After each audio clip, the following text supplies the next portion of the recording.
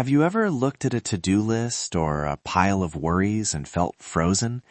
Not because any one thing was huge, but because there were simply too many small things, and you didn't know which to touch first.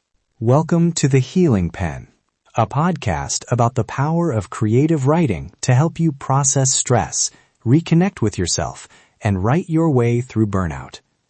I'm Corey Jenke, Amazon best-selling author, leadership coach, pharmacist, and someone who believes that sometimes the words we put on the page can help us heal the parts of ourselves we've been too busy to hear.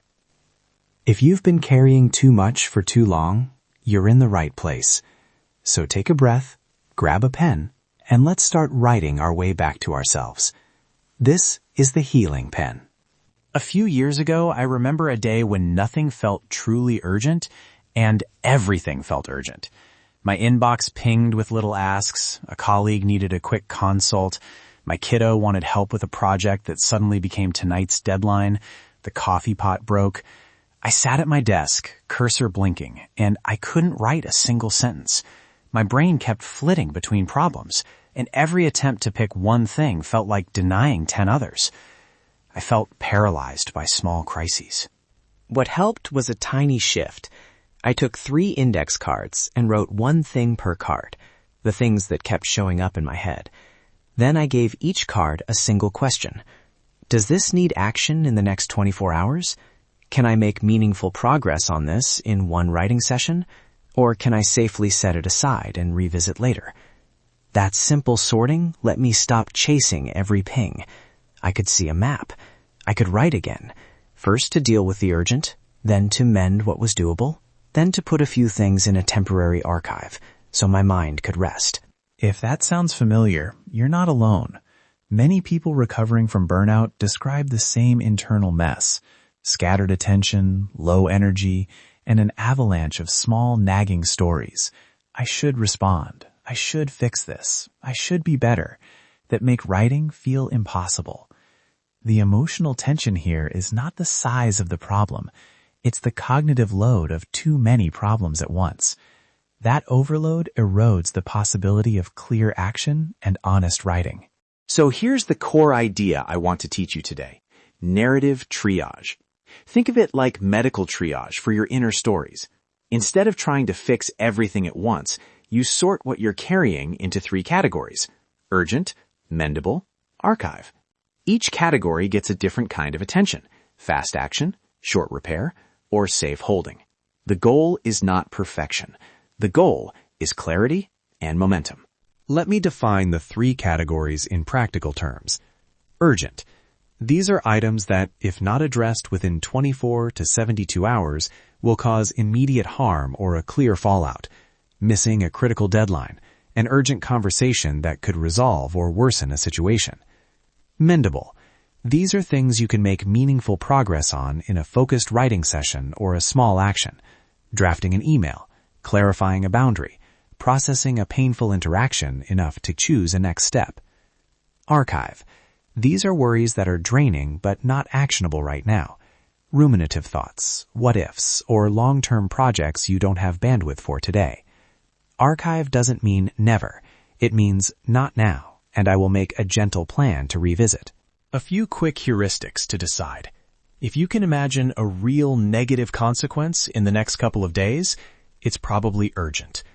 If writing about it produces a next step, an email, a boundary, a tiny plan, it's likely mendable.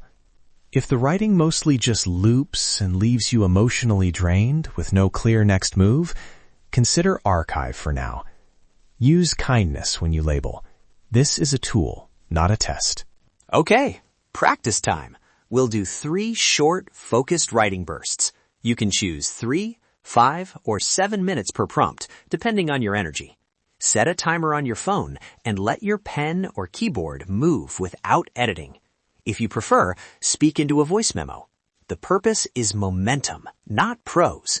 I'll give you the prompt, offer a quick coaching cue, then pause so you can write. Ready?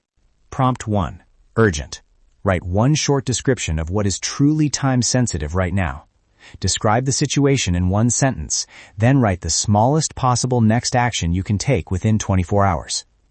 Variations, 3 minutes. Name the action and 2 tiny steps. 5 minutes. Draft the single sentence message or script you'd need. 7 minutes.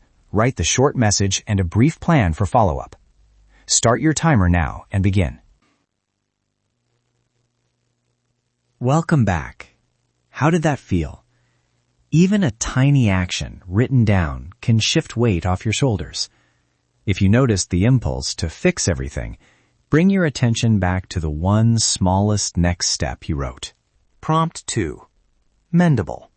Choose a worry or responsibility that could improve with a single focused writing session. Ask yourself, what would progress look like after 15 minutes? Then, write toward that progress. Variations, 3 minutes. Free write about what's in the way. 5 minutes. Write a short script of what you'd say or an outline of a plan. 7 minutes. Write the opening paragraph, the key points, and one next step. Start your timer now.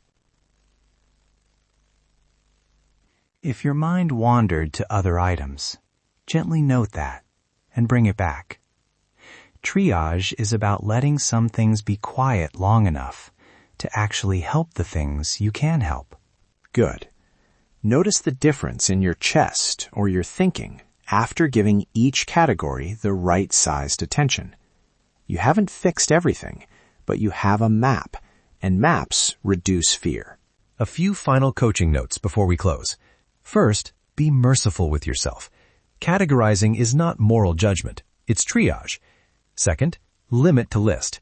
Start with 3 items only. Third, schedule one follow-up, whether it's a 15-minute check-in with yourself or a calendar reminder to revisit an archived item. Triage creates space. It also creates a rhythm that helps writing feel like a tool, not another item to master. If today gave you something useful, you can download a printable narrative triage template and prompt sheet at CoreyJanke.com to use again. If you're ready for deeper support, more prompts, templates, or coaching to move from burnout to breakthrough, visit the site and learn more. Remember this line: if you want a better life, you have to write yourself a better story. Say it with me if it helps. I can give my stories the right-sized attention. Thanks for spending this time with me on the Healing Pen. Before you go, here's your reminder. You do not have to have everything figured out to begin healing. Sometimes clarity comes after the writing, not before it. If today's episode gave you something to think about, something to feel, or something to write about, I hope you'll subscribe, share the show with someone who needs it, and leave a review. That helps more people discover this space and begin their own journey back to themselves. Until next time, take a breath, pick up the pen, and trust that even a few honest words can begin to change the story. I'll see you next time on The Healing Pen.